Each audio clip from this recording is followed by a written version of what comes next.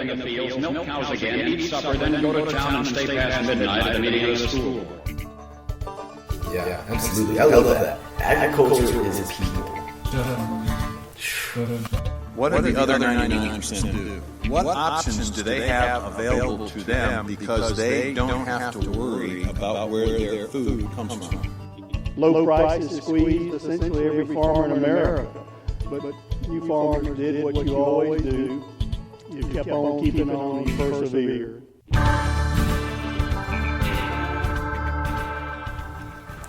Alrighty, welcome everybody to Four Corner Ag. I am your host, Caleb Wirtz. I'm your other host, Mavric, serving as your 2020-2021 Colorado State FFA Treasurer. And I will let Caleb start off with the morning announcements or afternoon announcements, depending on whatever time you were listening to this podcast at. Yeah, absolutely. So, since our last episode, we've had quite a bit going on as an officer team. We've got a big conference that we got recorded, and that will be going out to the members here shortly. Right, today's date is December 11th, and ideally it'll be out within the next week or two. So that's the plan there. That way you Greenham members can kind of start the year off with a bang going into big conference. And then other than that, I think between the last episode and now, we have just been working kind of behind the scenes, getting things ready for members and the rest of the association for after this new year. I'm excited for 2021. We've only got about 3 weeks here. I guess one more announcement that's coming up. Be ready next. It'll be, I guess right now it'll be next week, next Friday, on December the 18th. Tyson Schneider and Haley Reed have an episode of Spill the Tea coming out. That should be pretty entertaining. I will be one of the guests on there that they'll be interviewing, and you guys are going to hear, I guess you're going to hear me spill the tea, if you will. And then the second guest, as far as I know, is a surprise, but I'm pretty sure it's going to be one of the past state officers from last year's team. So jump on there and just be involved and have a good time. It's going to be really interesting.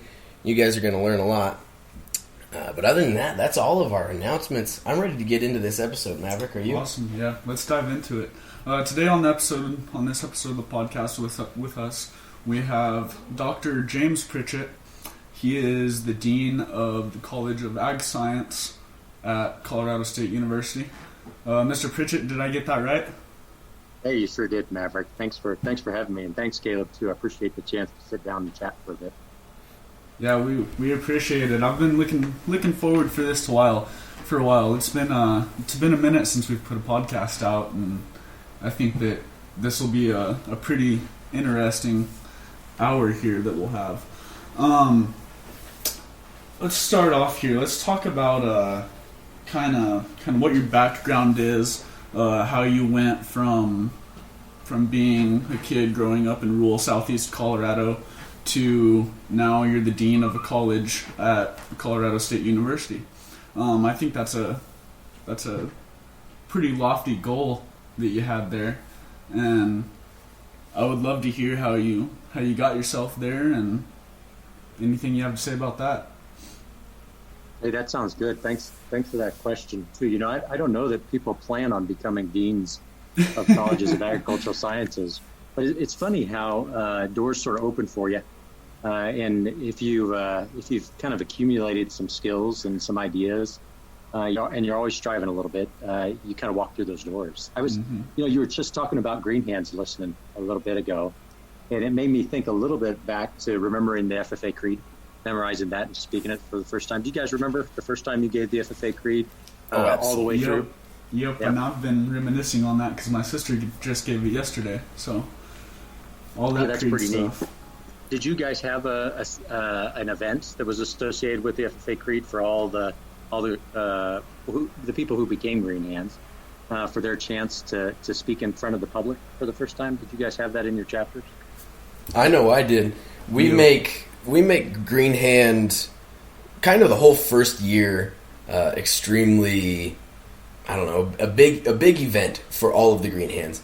So saying Creed was just the coolest thing, and our school put on a really cool looking event for it. What did they do for you, Mav? So for our Creed speaking, we've got about 200 people that show up there to watch the Green Hands compete, and then afterwards we have a chili supper, and after the chili supper we have rent a hand. Raise a little bit of money, get your Creed speaking in, have some chili. It's a good night. Yeah, it is pretty good. That sounds great. That's exactly what we did too. So the two of you know that I grew up in McClave, or I don't know. There aren't many people who actually grow up in McClave proper. It's one of those for the people who haven't been there before. It's the kind of town where you put the city limit signs on the same post. Mm-hmm. But I'll tell you, what a great place to grow up, and the community really gets around behind ag education and the FFA, and so we did the same things. So I remember learning the Creed, wearing a jacket, a blue and gold jacket that was too large for me that first time, and then delivering that Creed for me the first time. And I think there was kind of a catalyzing moment for me when I felt like in that moment, saying the Creed in front of those folks in the little gymnasium in McClave, Colorado, quite some time ago, that I was part of something bigger than me. And I think that my pathway growing up had a lot to do with servant leadership and watching other people model that and then wanting to do that myself. So going through McClave High School, being in ag education, having a great ag teacher in Del Chase, and then really watching the students who came before me sort of model what the best you could be was, always made me want to do a little bit better. And I think all of us growing up, whether we're connected to ag immediately or a little bit later, come to respect the values, the inborn fondness for those activities, those things that we do. And that makes you want to be part of something bigger than you, but in a way that you can serve agriculture, which means you're serving an industry that is about feeding people, keeping people safe, about being able to make the world a little bit better place, to help people be part of their built environments around biological systems, about thinking about the cutting edge of science. So for me, that journey was just that. I had the chance to attend Northeastern Junior College for a bit and studied classes there, and then a cohort of us went to Colorado State University, where I graduated with a degree in agricultural business.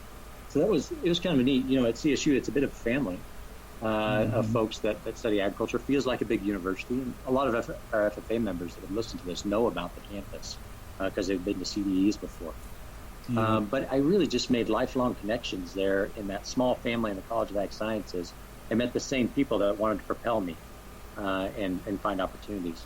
And one day I had the chance to be in a class that was an economics class, and the professor there was he wasn't from agriculture, but was using an agricultural example, and it was all about solving problems, trying to find the right way to do things and to solve a problem and then be able to plan for the future. It just really turned me on a fair bit. So going to CSU, I thought I wanted to invest a little more time in it. So I went to graduate school, so finished that degree and started to look for another degree at CSU too. Worked with some ag economics professors there that were really interested in helping agriculture be more productive and protecting our resources at the same time. And they were really encouraging with me. I had a chance to teach them as a graduate student, and that led me on to a PhD at the University of Minnesota, where it's the land of 10,000 frozen lakes. I didn't know if you guys knew that or not just 10,000 lakes. And the state bird's a mosquito in Minnesota. I don't know how many Minnesotans listen to the podcast. But I've been to Minnesota. I've been to Minnesota a few times, and I can definitely attest to that. Okay, so you've gone in the summertime a few times. Yep. And they get just a little bit more water than we do down here in good old southeast Colorado. I remember driving through Minnesota and seeing all those rolling landscapes and wondering how in the world you irrigate those fields, because gosh, you just don't need to. It just seemed like it was so much easier there. Caleb and I were talking about this the other day. The first time that I went to Minnesota, I couldn't believe like the color and the texture of the soil. I mean, it looked like something that came straight out of a garden bag of soil. It was crazy how black and rich it is and moist. I can relate to that too. It's that deep loam, that deep prairie loam that you see there. It's really something. It's really, really amazing. And you're right about the kind of the colors of the vegetation too. It's just flat out greener when you do that. Did FFA take you to Minnesota? For me, it did not. I've got some family that's up there on my dad's side. So, how about for That's you? kinda nice. Did FFA take you to Minnesota? Yeah, it's funny. I'm sure, like the two of you, I participated in judging contests and participated in leadership opportunities, regional leadership opportunities. Before I finished my degree at CSU, I took a year off and was a state FFA officer in 1990-91. And that actually, becoming a state officer took me quite a few places in the United States. We would load up, the vice president and I would load up in the car and drive to other states, visit conventions, get to see some other things, learn about some sort of unique SAEs, those kinds of things. Really broadened my vision of agriculture, I think, to be able to do that. And that's certainly later in my career. Go ahead. And that's super awesome, and hearing about that and kind of your story a little bit, I think Caleb and I can really relate here, because when we've been going through this year, and everybody's been going through this year, and we've had a lot of doors slammed on our faces that we thought that were gonna be wide open, and so we've had to really kind of find and search and dig for those experiences and those opportunities to make our year really what we want it to be and make an impact. Yeah, I was thinking about that today before we came on, that it would be a challenging year to be a state FFA officer under these sorts of circumstances.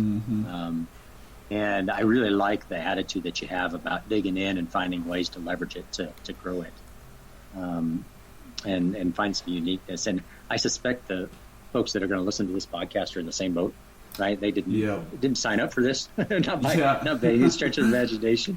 I'm sure the two of you feel that way too. But then, one thing about being in agriculture is you learn pretty quickly how to roll up your sleeves and solve problems. And then go on to the next thing. And you don't always see that in the world around you. Maybe we haven't seen it as much as we should when it's come to this pandemic. But it's good to know that we have that sort of training and that set of experiences that helps to make us resilient, so we find ways to succeed.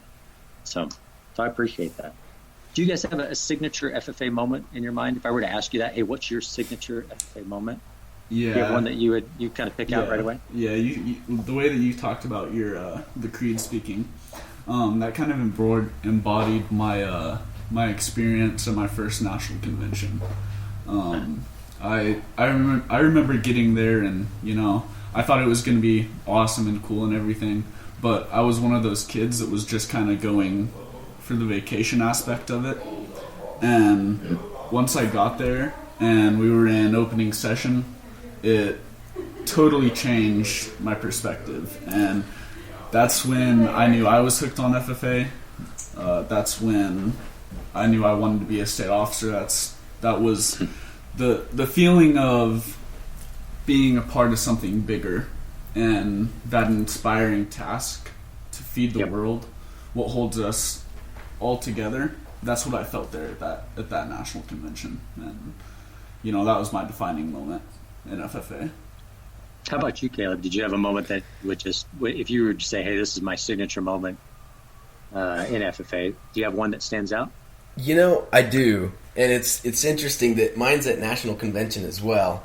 Indianapolis must be a city of definition, I guess, because it's a little less, I won't say it's less meaningful than Mavericks, but it's a little less serious. I would say my defining moment when I really figured out what I was doing was, I guess it would have been sophomore year. I was in Indianapolis, and we were getting out of main session, and it was the evening one, and it was pretty dark, and for those of you who don't know, I'm about, and honestly, Mr. Pritchett, you won't know either, but I am 5'1". I'm very, very short. And we were getting out of session, and for those of you who have been, you know it's really a sea of blue. There's a reason that's a thing. It's a sea of blue. And we were coming out and walking down the stairs, and all of a sudden I got a little bit disconnected from my chapter, and all of a sudden I just couldn't see over anybody, and I could not find my chapter.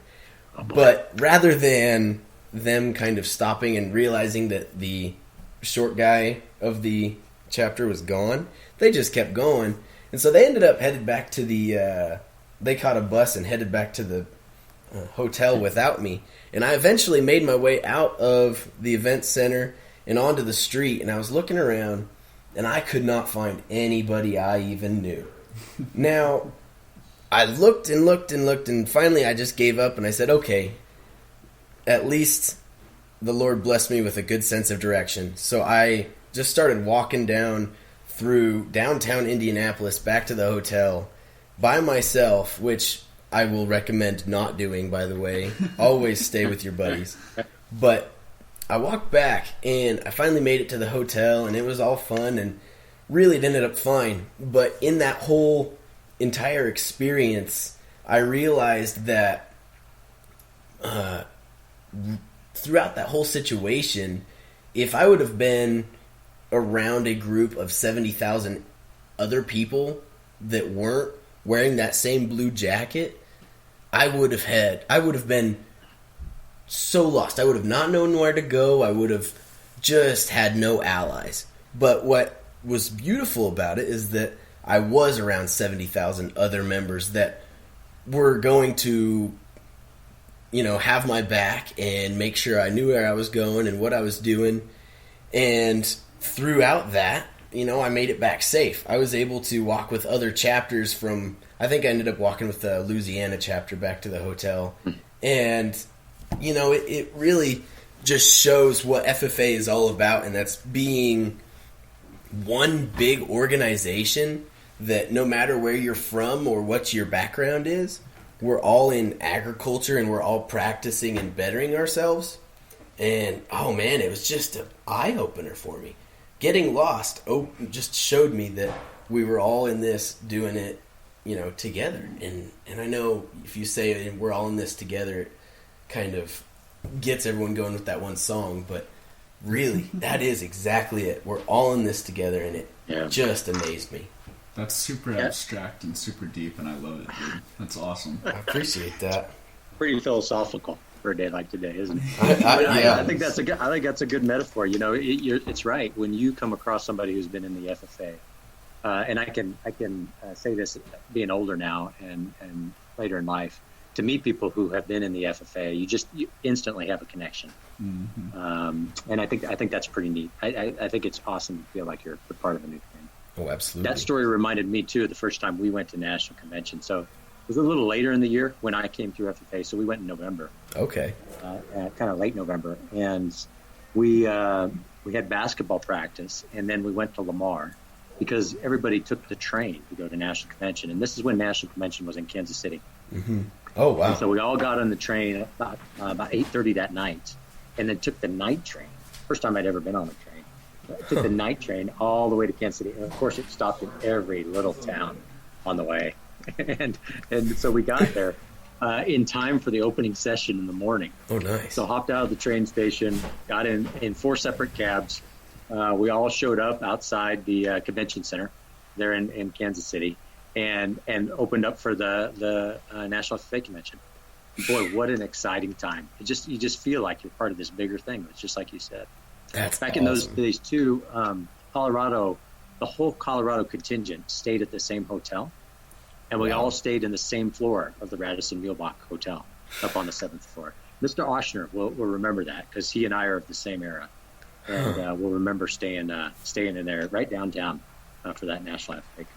That's pretty neat. There was a hotel that had a whole floor that could hold, like, what? How many members do you think Colorado used to take? 1,000 members? That's insane. I bet we didn't. That must be a huge hotel. Take that many. Yeah. It was at least quad.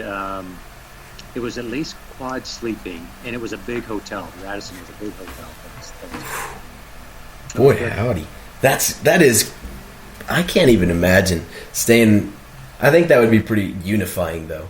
Man, staying as a state on one floor. In like a huge hotel with all kinds of other states, man.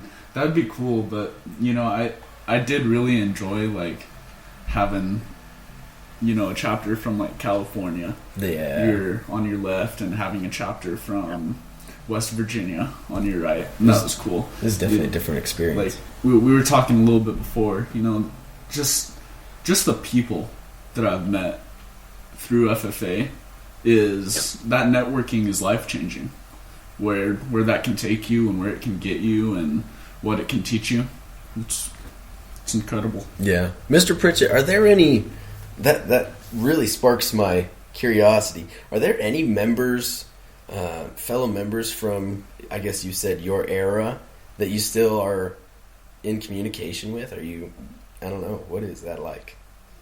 You know, it's pretty neat actually. So there's a cadre of folks that have come through about the same time or years that are connected to one another. So somebody like Mr. Thorne, who you're acquainted with the FFA Foundation, we came through about the same time, and then we were together at CSU. And then Dawson's father, Kelly, was also somebody that was an FFA with me, and we went to CSU together as well. So those are some of the examples. But I probably am in touch with 3/4 of my team pretty regularly. I see them at agricultural events. Most of us have stayed in agriculture in one way, shape, or form. And not everybody's still in Colorado. And we've moved around. My journey went from Minnesota to Indiana. I taught at Purdue before I came back. And there's quite a bit of that's happened, of folks moving around.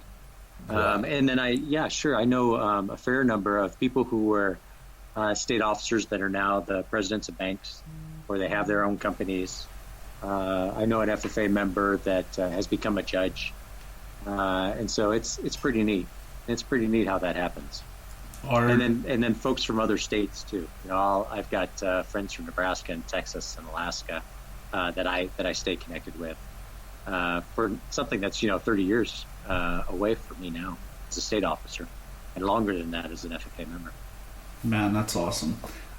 So you're naming off these people like Mr. Thorne and Mr. Rush, and of course we know them.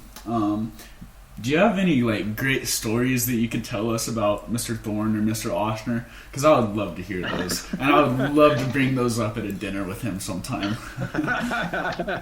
Well, I can understand that. I probably can't tell all the stories that I know about those two young men. Off the record sometime, maybe. Yeah, maybe we'll find some time, and I'll pull you aside and we can talk it through. There were I think for all of us there were moments that were just like we talked about. They were kind of signature moments that took place for us.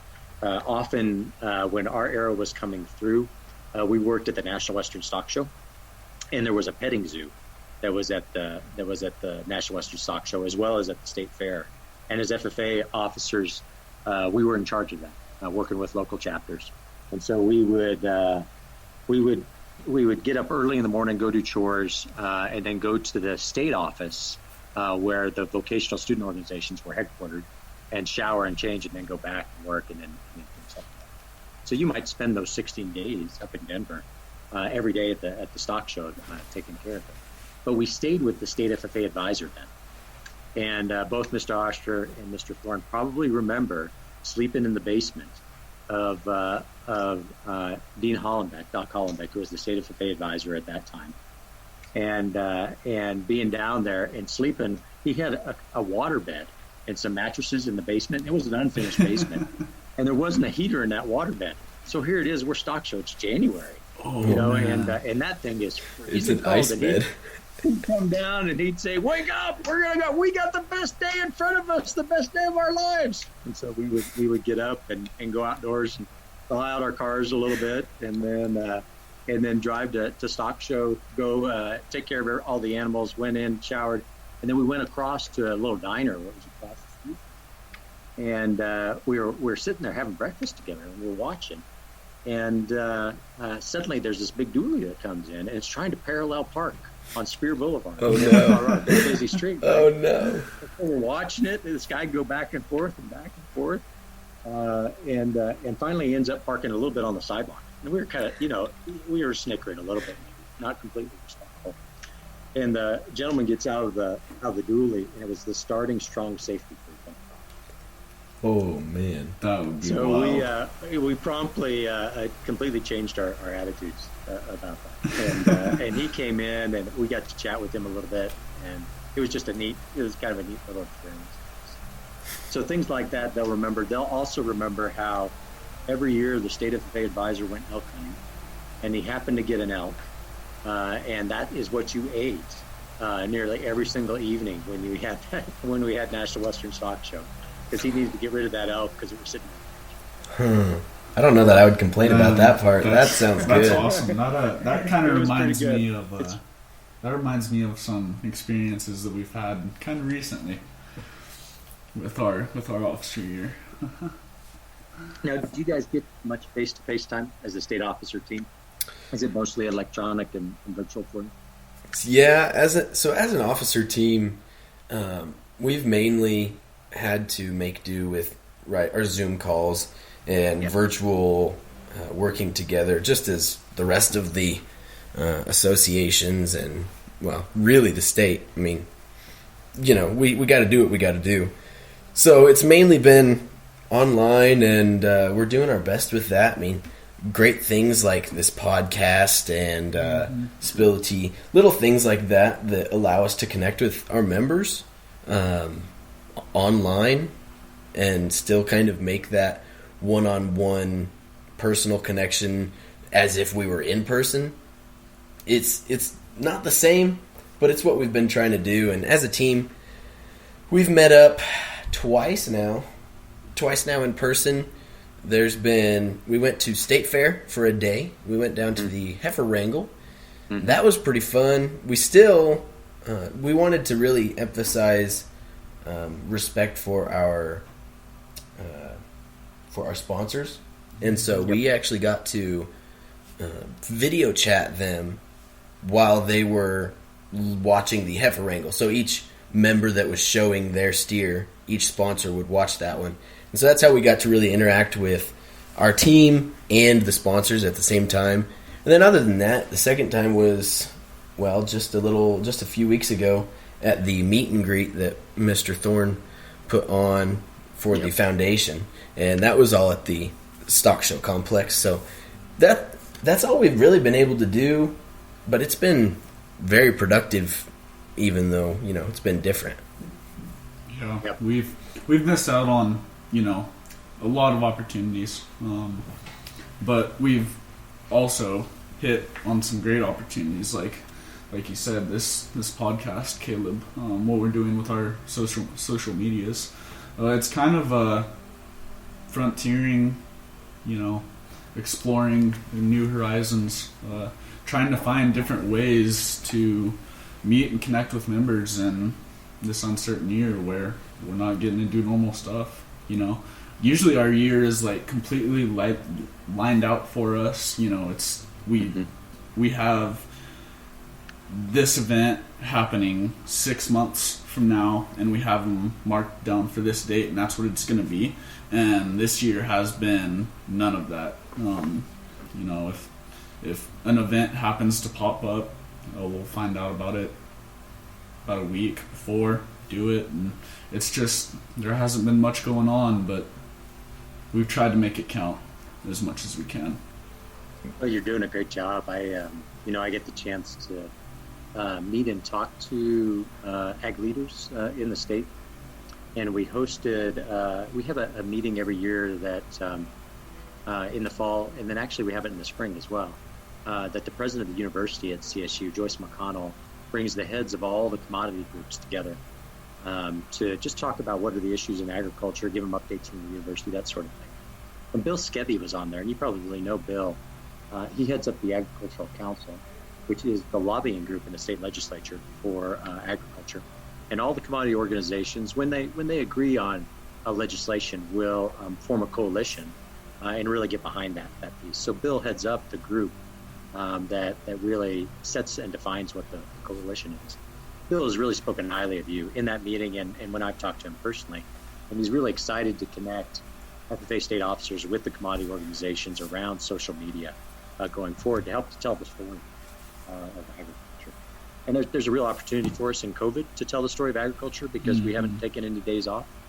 And we've, in a lot of ways, I've seen a lot of courageous effort to make sure that everybody's been fed and that we've adjusted our supply chains when we need to, and we've taken care of everybody along the way. And I think that's a great opportunity for state officers to be able to build in that space. So it doesn't matter if it's Bill, who is also the executive director of the egg producers and the Horse Development Authority and the Horse Council, or if it's Terry Fankhauser, who heads up Colorado Cattlemen's, or Bill Hamrick, Colorado Livestock Association, or Robert Cicada with Root and Vegetable Growers Association. They all look to be involved and really appreciate what you do. So thanks for that. Thank you. Yeah. Thank you. We really appreciate that. Things like that can really boost our spirits. At points it feels like we're not doing much, but the ripple effect goes much farther than you would think. And talking about those people in that meeting, Caleb, those would be some awesome people to have on the podcast. Absolutely. If we could make that happen, that'd be pretty cool. But I liked your comment there, Mr. Pritchett, about using social media through all of the different industries. That is an interesting feat to overcome this year, and it's something that we've kind of tried to to tackle. Mm-hmm. But I know that CSU's been doing a lot when it comes to that kind of thing. How have you guys kind of been tackling the virtual outlook of this year and staying connected with those folks? Yeah, that's a great question. So, like you, we're making use of online video platforms, Zoom and Teams and GoToMeeting and lots of different ways. We found some ways to we've adopted some meeting tool ways so that we can do strategic planning with things like GroupMap, where we bring large groups of people together on Zoom, spin them out into breakout sessions, and then it's almost like having a whiteboard in front of everyone where you can post ideas, vote for the good ideas, and then pull things back in. It's become important, though, for us to be present on Instagram and on Facebook and with Twitter and really be able to connect with students that way. And so it's pretty common. I'll do a virtual coffee with all the students where we'll open it up, and sometimes that's on a Teams video, or sometimes that's like a FaceTime where people can join in, or a Google Hangouts. Wow. And then we'll just be able to talk a little bit. I think there's so education's a lot about information, right? Generating new knowledge and sharing that and learning it. So that's an important space, but we've also recognized you got to create a space where people can become connected. And so sometimes we just chat about what are the important things that are going on in our lives, and what cool thing did you make in an air fryer this last week? And maybe more serious things like, hey, I got this sore throat, should I go get tested? That kind of stuff. And that's how we've tried to stay relevant in it. And we've tried to develop content. And we do have an ag communications concentration at CSU and a tech journalism program. And so we've leaned on them to help give us good best practices that we can use in making our social media work. Wow, that's awesome. That's nice to have that resource within the school then, because I bet that's helped immensely. I mean, I bet they've got all sorts of good ideas for you guys to use. Yeah, and there's I think people have been pretty doggone innovative. I have a professor named Jennifer Martin. She teaches large animal physiology. So it's a lot about anatomy and physiology. It's to get you ready for future courses in animal sciences, and maybe if you want to go to vet school, right? And so in that class, they have all kinds of labs where they're doing dissections, and they got things on the rail. And so she came into my office and she said, "Hey, James, I think I got this great idea for how to do this virtually." And so she went out and got a GoPro. And so she would do the dissection herself and she would have the GoPro on the whole time she's doing it, and just talking them through it a little bit, and here's how this is how this works, and this is how this relates to this system, and students just love it. It would be awesome if they could be there right next to her doing it, which they get to when we do face to face. But for these labs, we need to be online. This is back in March. Yeah. And boy, she just did a great job with that. That's one awesome. of the cool classes we have. We have another class called Live and Dead. That's the nickname for it, where you get to look at animals live on a Friday. They harvest them over the weekend, and then you get to look at them on the rail. So everything you just saw on the live animal, you see in the carcass, and then they bust out the carcasses for you too. So you get that real connection around that. Love that class. Got a class in soil and crop sciences where they visit about 8 different farms throughout the semester. And on those farms, they see all different kinds of practices. So they go to a small-scale farm and then somebody that's very large. They go to an organic production and something that's a little bit more conventional. They go to a very diversified with a livestock operation attached to it.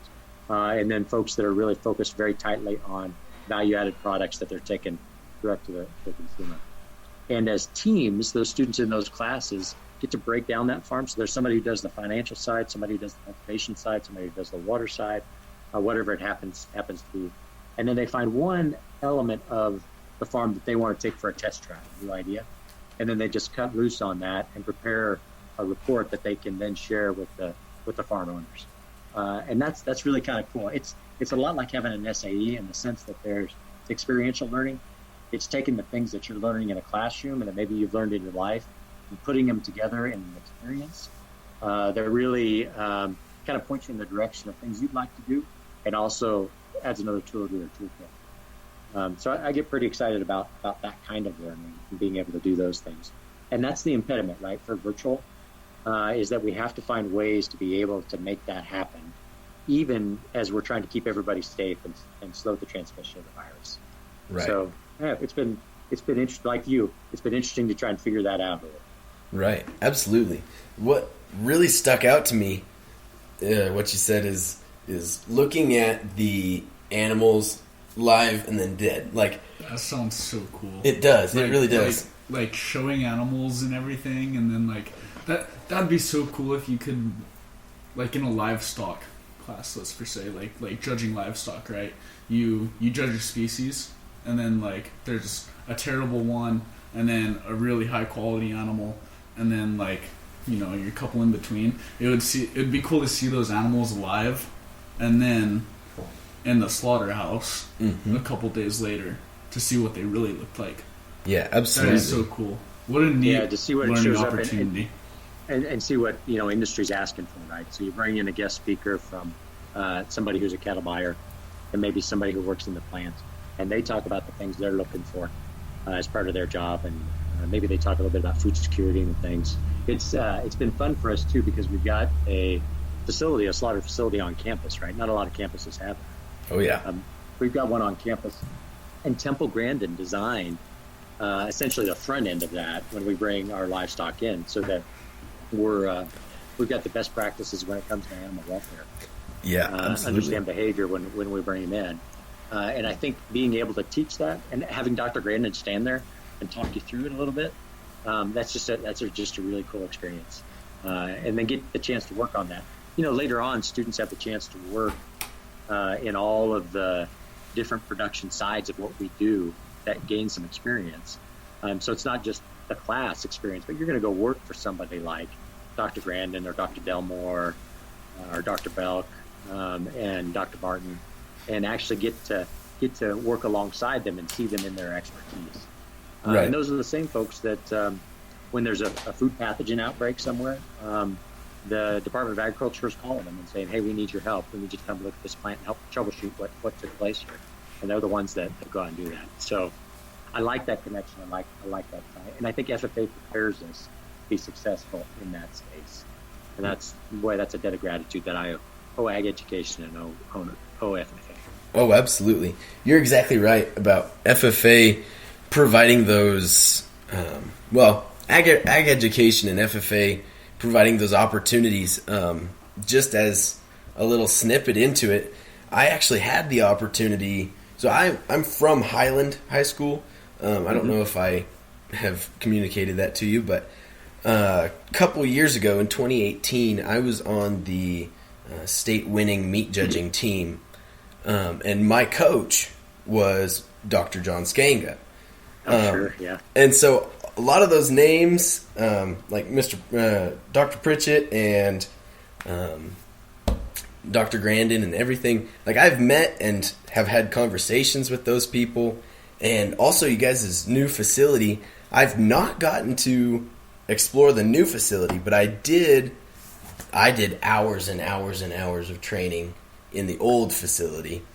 Yeah. And so at some point, whenever some of these curves and numbers go down and it gets a little bit more safe, I would sure love to come explore your guys' new facility. That's something that I plan to do in the future, is meat science. So when you were talking about that, man, it just got me amped up. Yep. Yeah. No, we'll need to have you over. So let's plan on that once we get a chance to be able to host everybody again. And I think that's going to be, I pay a lot of attention to the epidemiological models right now and what the transmission is. And I think, we start getting into March, things are going to be looking a lot better for us. Right. Especially once we get a vaccine that's out there. So looking forward to that piece as well. Right. I guess I want to pick your brain a little bit about the ag side of you guys' as college, like what it looks like. I know a lot of the members on here that are going to be listening to this podcast, CSU is a top pick, if not the top pick, for pretty much every one of these members coming through our state, right? And so what does you guys' I know you've gone into it a little bit, but what does your ag program, I mean, I know it's pretty exclusive. What is it like? Hey, yeah, no, thanks. So, and as somebody coming through it some years ago, and then teaching at it too for a while, and now leading it, I can give you some ideas from all facets. So stop me somewhere if there's something we ought to dig into a little bit. Okay. This college is the oldest one at Colorado State University, which has been there 150 years, and we've always had. Proud of. Yeah, very much so, right? And it's always been focused on the land grant university. That's a university that Lincoln created by granting land to states so they could use that to build universities in 1862. That's the Morrill Act that did that. CSU is a land grant university, which means that everything is about serving the state, including our students who come from the state of Colorado. So students who come into the College of Ag Sciences, first things first, everybody has the chance to receive a part of the College Opportunity Fund. If you're in-state in Colorado, the state of Colorado set aside, this year, it's about $2,800 to reduce your tuition to come to a place like CSU. Wow. And we have about 400 scholarships that we give to our students as well within the College of Ag Sciences to help reduce that cost. So we get you set up financially when you come in.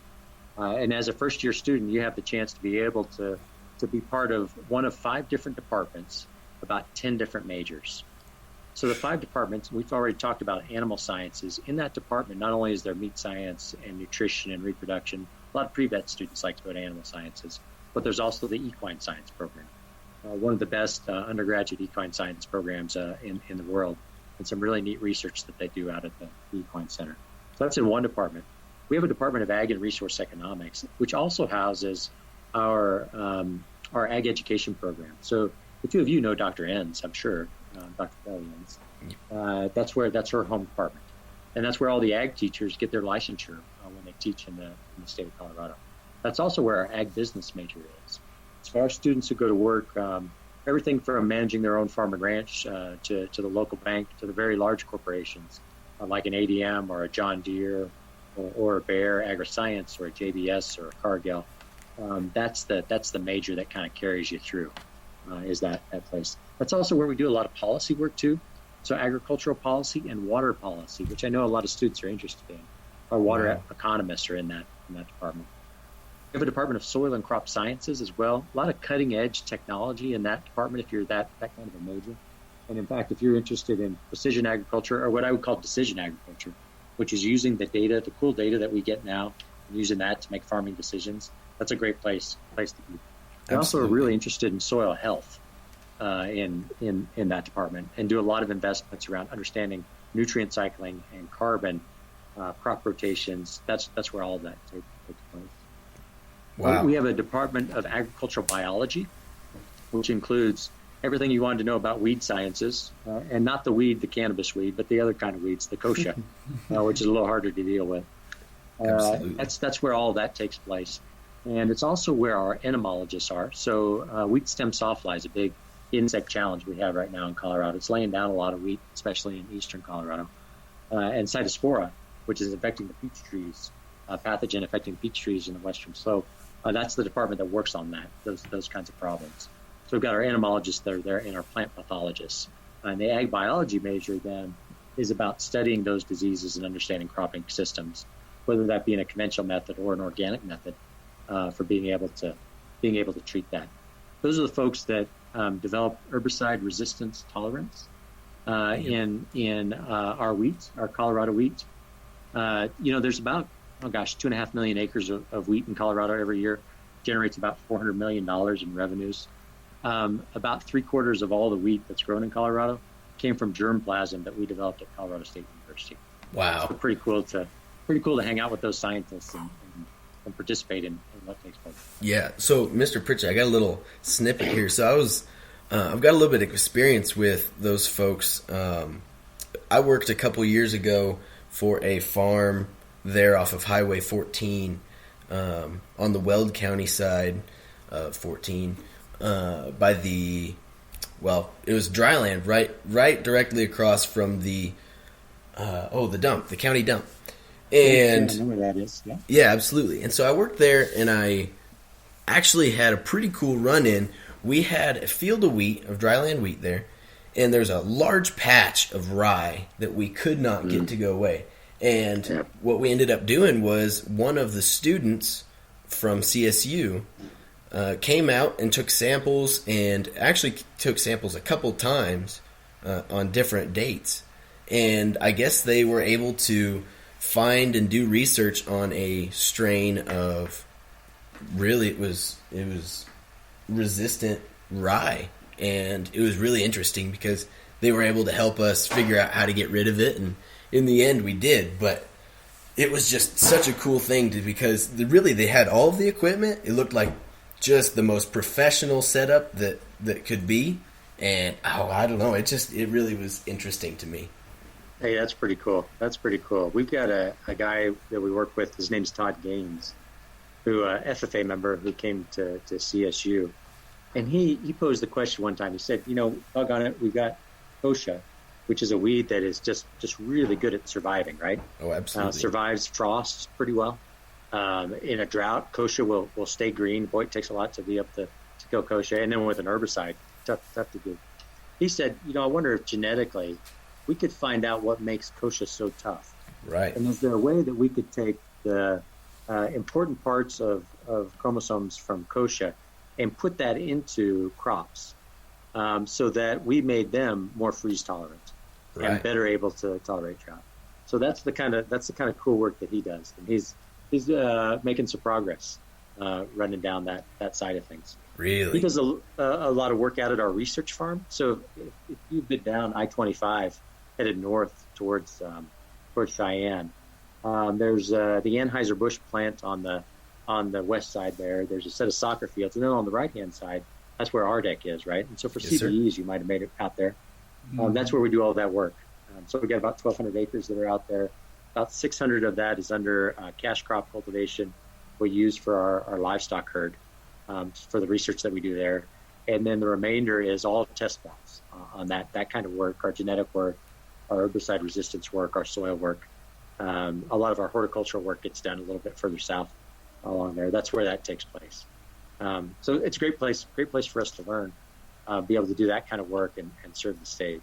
Good place for students too. I always think of it as coming home from McClave and coming to Fort Collins. Fort Collins sure felt big, but I helped to get that research farm started when I was an undergraduate, and always being out there felt a little bit more like home when I would come out. And so students like to be out there, and of course that's where the co-op, Co-Bank Center for Ag Education is, right, where ag teachers learn to teach agriculture. And that's where the Blue Jacket Society is. That's where we induct those jackets every year.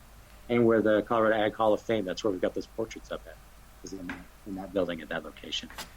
So it's kind of a neat spot for us. Neat spot for sure. Oh, absolutely. I love that facility. It holds a special little place in my heart. I have some good memories there. I've got a lot of good memories there. I'm currently farming down here on my dad's farm, but I grew up living with my mom. We're about 3 miles the way the crow flies from Ardek. Oh, no kidding. Yeah, we live just outside of Wellington. And so I've spent quite a bit of time there and driving by it and everything like that.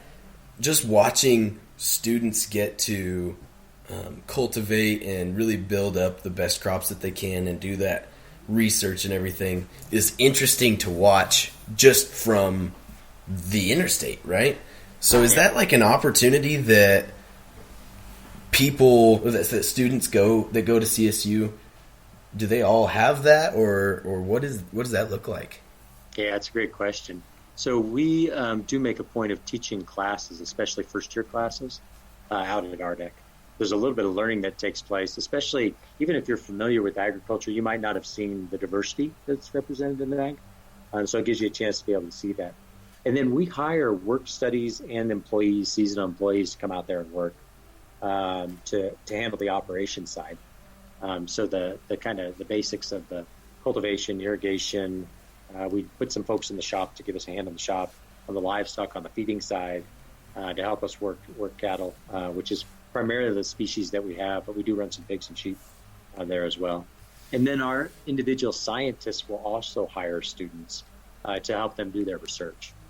And that can be a kind of a neat opportunity too, because you're doing this very detailed sort of work and really contributing to some far out ideas that are coming to fruition. So we'll hire, seasonally we'll hire between 50 and 75 students who will come out and work for us. And then we may have a dozen employees that are working year round when they're out there too. Wow. And then teaching, we'll put 2 days a week, we'll put about 250 students out there taking lab classes or being taught classes while they're out there. I just got word this fall, in fact, that we have this brainchild to really turn that into a bit of an agricultural campus, build a couple new buildings, be able to host 500 students a day out there, have the county run buses out that way. And we made the state list for investment to redo the infrastructure. So the sewer, the power, the energy out there so that we can accommodate that. Now, the state budget may not allow us to do that immediately, but I suspect that in the next 3 to 5 years, we'll begin to break ground on some new buildings that'll be out there, and we'll have our ag campus out there as well. Wow, absolutely, man! That's how cool is that? There's some great opportunities just in Ardek in itself, and that's not even the whole ag campus. That's not even really the ag campus. I mean, there's so much in Fort Collins that you guys have to offer, and it just amazes me because I know quite a few people who graduated from CSU and have gone through and had nothing but good to say about all of the professors and everything like that. Are you guys able to? I'm sure you do your best, but are the professors pretty darn able to still communicate with the students right now? Yeah, so we just had our last day of class. But during the semester, about 2/3 of all our classes had some kind of face-to-face interaction. So we still socially distanced. Students were 6 foot apart. They had to wear masks when they were on campus. Yeah, absolutely. They would be face-to-face with the professor. For a lot of our students, about 3 in 10 would have full-time. Their class would be full-time face-to-face, especially first-year students. There's kind of a middle 5 out of 10 that they would come to class 1 day a week and then see the class online another day of the week. And the reason why we ended up doing that was we just didn't have enough space if we space everybody out. Right. To hold classes all the time. And then about 2 in 10 classes were completely online. They would still have Zoom type interactions, and you could still come to campus and actually meet the professor, to have some office hours and to talk to them. But it was just set up. Either the class was so large that we couldn't do it face to face, or it was a really nice setup to do it online. Some classes are built for that. So we're still intersecting that way. Our clubs are still connecting with professors and connecting with each other individually at a smaller scale for sure. But we're able to build those connecting points. We've enjoyed doing that. That's interesting that you mention the clubs, because one thing, I went on a tour of the campus probably a year or maybe two ago, and one thing that they really emphasized was that, I don't remember the exact number, but there's like 105 or 120, something like that, clubs on the campus. Is that true? Crazy number. Yeah, that's absolutely true. So lots of different clubs and organizations, things like club sports, right? So if you're a baseball player, there's a club baseball team, and there are equestrian type teams too. We have a rodeo team and a polo team too that participate in that. There's a triathlon club. Then there's more organizations that are more professionally developed too. So we may have an organization like the Collegiate Farm Bureau that acts a lot like a regular Farm Bureau chapter, developing some educational opportunities, some social opportunities, some opportunities to be able to engage with larger Farm Bureau. So a club like that might exist. The Agronomy Club is students that are really interested in that soil and crop science. They get together regularly, take trips together, participate in national competitions. We got the same thing for our landscape contract and design group. They actually hosted the national competition for their organization over spring break about 2 years ago. And their chapter is placed in the top 5 of the competitions, I think each of the year for the last 3 years that they've done that. Yeah, and for those students that are livestock judges or meat judges, wool judges, we have great competitive teams in those spaces too, and some scholarships that come along with it. So lots of different clubs and organizations to get out there and do it. I think, I got this advice when I was coming through CSU. Coursework, the class, should only be about half your experience at the university, at CSU. The rest of your experience is about really getting out there and doing things and connecting with people and growing yourself. And we try and find the best ways for you to be able to do that. And sometimes that's on the campus itself with those clubs and orgs, and sometimes that's studying overseas as part of an international study abroad. So we'll take, we do study abroad, in almost 100 different countries around the world. But we have a special relationship in New Zealand on the South Island with an agricultural university there called Lincoln University. And so every year, in the spring, we take about 30 ag students who've decided to go, and they'll go study in New Zealand, which is just a fantastic experience. I had the chance to go as an advisor for one of those groups in 2014. Took my kids, enrolled them in school there, took our students over there, and just had a terrific time seeing a different kind of agriculture, scaling some beautiful mountains, getting to know the ocean a little bit too, and trying some new foods and getting to know a little bit of a new culture. It was really a great place to grow and to learn a bit and build some lifelong relationships. So we try and build that out at CSU to let students grow in those ways. It's a neat place to do that. That is so stinking cool. New Zealand is one of the places that I want to visit at some point in my life. That's pretty awesome. It's kind of a fun country, all that geothermal that's taking place there, beautiful landscapes, very nice people, very set up to go there and backpack and travel. Just really cool. The biodiversity that they have, and I'm super into hunting and fishing, and I love all that kinds of stuff, and New Zealand has all kinds of that, so yeah, I'm super into that. I'll be honest right here. I had my heart set on West Texas and everything, and that that's where I was going to go to college, and CSU sounds like a pretty awesome stinking school. It's worth a look for sure. You should come and see where you feel comfortable. Have you been to Canyon to see West Texas too? Yeah, so I've been there a couple times, and I had my heart set on CSU all the way up until probably halfway through my senior year, and I told myself that one of my goals for college is to graduate debt free. And at CSU, I just couldn't, see myself doing that. And at West Texas, that was something that was possible. But then you have your trade-offs. I think I'd get a much better education, especially for my major at CSU. But there's things that are also highly attractive about West Texas. Yeah, I like your approach, right? You're being real systematic and thinking about, okay, where can I get the best education? What does it cost me in order to be able to do that? Where's the right set of experiences? And I think one thing that's important is you want to be successful no matter what, right? Right. So you'll feel comfortable in the place. You'll know it when you get there. Of course, I'm a champion for CSU. You wouldn't expect anything less, right? It's a place where I found great comfort and great success in ways in life. But at the same time, everybody at CSU roots for our students in Colorado to find their pathway, and we are very respectful and want the best. So always make sure you come and take a look, and make sure you talk to us about what the opportunities are to offset some of those costs. We can lean in a little bit about that, and maybe able to find ways to do that. That would be helpful. Yep. But you want to go where you're going to feel comfortable, where you feel like you can be the most successful. Right, 100%. Yep.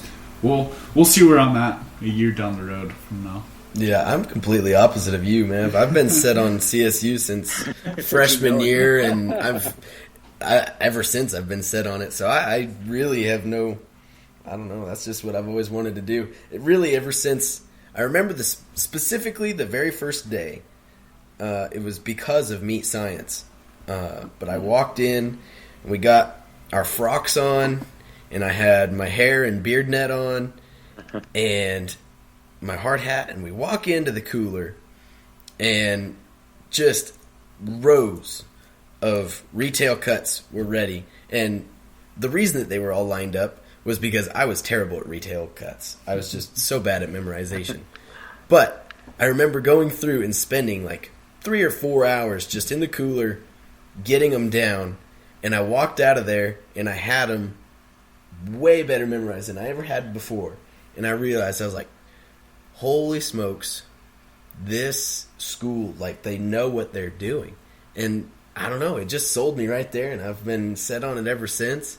And then just to put the icing on the cake, about 30 minutes later, we were sitting there in one of the meeting rooms there next to the old cooler, and Dr. Skanga takes us out the door, and he says, "Hey, just so you guys know, someone's about to walk through this door." And then about 30 seconds later, Dr. Grandin walks through, and I got to meet like one of my idols for like a long period of my life, and I was like, oh my goodness. It was just insane. I don't know. It wrecked my world. It was so cool. What a great experience. That's a good one. Yeah, I've been sold on it. So that's what sorry to be in the opposite side of you there, Mav, but I just am sold on it. But yeah, I'm sure excited. After we just hit our halfway point, or about to hit our halfway point of our year of service as state officers, and so that's something that I'm really starting to get into and make sure that I'm ready for next year, is what my plan is and everything like that. So it's just pretty darn inspiring to get to have this conversation with you and really understand the school even better, more in depth. I mean, I've driven around the campus a million times, but understanding more of the logistics is extremely helpful. Yep. Yeah, if you want to reach out, we've got some folks that I can put you in touch with that'll help make that process a lot easier, that'll work in the Ag College, some good folks. I think it's a real difference maker. The people, we've got great buildings, great facilities, but the people is really where it's at. And that creates an opportunity for success that when you just get to know them, know they're pulling for you, that they know how to problem solve for you, it really sets it apart. So let me know, and we'll get you connected so that we can help answer your questions and move you down that path. Absolutely. I sure appreciate that. Yeah, that's one of the big things is having connections and people is extremely valuable going in. And that's something that I've learned and something I want the members listening to this to understand as well is like you gotta just kind of put yourself out there and get to know people sometimes. And even if it's a little scary, I know that there are folks at CSU and really probably every other college in the world that you're always going to be able to find some ally that's going to help you. And I know CSU does that one well. Yep, I would agree. You'll find that in agriculture too, right? There's a common set of shared values that we see in ag education, that we see in FFA, that we see at CSU, and you'll find that commonality. So it's pretty quick. It's amazing how natural it feels, like you said, to put yourself out there. And once you start a conversation, you start to recognize what that means. It's a very special industry to be part of. Absolutely. Yep, that's agriculture is awesome. And for those of you who've listened, in our last episode, one of the big quotes, we were interviewing my cousin, but also a pretty awesome guy. His name is Justin Hom, and he said, agriculture is people. And man, that just hit hard.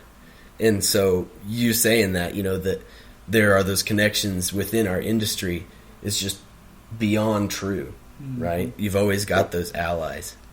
Yep. Man, that's awesome.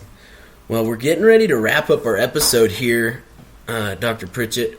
I want to know, before we kind of sign off and say goodbye to you, I want to know what your best memory in FFA was, and I want to hear the story of it, because FFA was one of the major things that built you, right? And so hearing those little stories can maybe help to light a fire under the butts of members listening. Yeah, I'd mentioned already that creed speaking that I had. I think, of course, everything is layers, and a lot has grown for me over time. When I ran for a state FFA office, I ran the year that Steve Klein, who was also from McClave, was the president. And there was we were sitting at the last session where they were announcing the state officers. It's something I didn't even know I had wanted to do, but I didn't realize how important it was to me until it was that moment. Right. That kind of coalescing when it's all around you, that they announce your name. Right. And I just I was on top of the world. I leapt into the air. Steve was there. He's going to run me up to the stage. And of course, I knew Steve. Had grown up with Steve, so I gave him a big old hug. And we ran up on the stage and we got ready. And he turns to me and he looks at me. He says, "Hey, is my nose bleeding?" Because I'd leapt up so high and I hugged him so tight that I'd actually started a nosebleed for him. Here, this is the retiring state FFA president. Yeah, no kidding. What so we figured out how to get it shut off before he had to give his retiring address. Right? Oh my goodness! And that was really that was a poignant moment for us. But we got it stopped, and then we had all the old and new officers on the stage together, kind of looking out at the FFA members that were at the stage. And everybody was just standing, and you just feel like you're so part of something that's so important that you can give back, and that people want you to succeed, and that common vision, that common voice where you're all together. It's just like one narrative. That was just a crystal clear moment for me. And then to bookend it, we were in Pueblo just a little bit about a year later when I stood up on that same stage with my officer team for the last time. With the new president next to me. And we took off our jackets for that time as a state officer and had our arms around each other. And to look back out again and know that you had given that during that year and how important it had been in your life. And then be able to look across at all the people who were strangers a year ago that were on your officer team and to know that they were part of that and how close you were to them and how great you felt in that moment. That was the beginning of that for me. So I can't say I ever had a bad experience in FFA and in ag education. Well, maybe my ag teacher made me uncomfortable a few times, but I never had a bad experience. Oh man! But those two things on both ends of those of that year, that's something that's very, very special to me. And I think about that even now, 30 years later, about what that was like. Wow. That's something that, but experiences like that can drive you throughout your entire lifetime. Yep. Boy, and we're gonna experience that in 6 months. Yep. That's crazy. It's wild to think about. Oh boy. Yeah, that's. Well, Dr. Pritchett, we really appreciate you giving your time and being willing to come on the show and speak with us. And I know that I learned a lot, and I had a great time doing it as well. So thank you for that. It was awesome to be able to get to know you guys. So thanks, Mavric, and thanks, Caleb. And boy, know that I'm here to help and serve anytime you need something. Absolutely. We sure appreciate it. Thank you guys for listening today. I hope you guys enjoyed this episode. It was, man, that's a lot of fun getting to know someone new and helping connect you members with someone. You know it can be an ally. Mm-hmm. Connecting you guys with an ally, right, is going to be extremely crucial. And so, that's one of the main goals of Four Corner Ag is connecting you members with industry professionals, people who are doing it and rocking it, right? And so, feel free to reach out to Mavric and I and, ask advice, ask whatever you guys got to ask, We're here to give advice. We're here to provide support. And that's one of the beauties of being a state officer is being able to create those connections with you guys. So again, thanks for listening to this episode, and I'm just hoping that you guys got something good out of it. Mavric, you got anything else? That's about it. I try to put another episode out here in another couple weeks. Hopefully we'll have another awesome guest on. I think that's about it. Alrighty. Alright, this has been Four Corner Ag. This is December 11th, and we will see you guys on the next episode.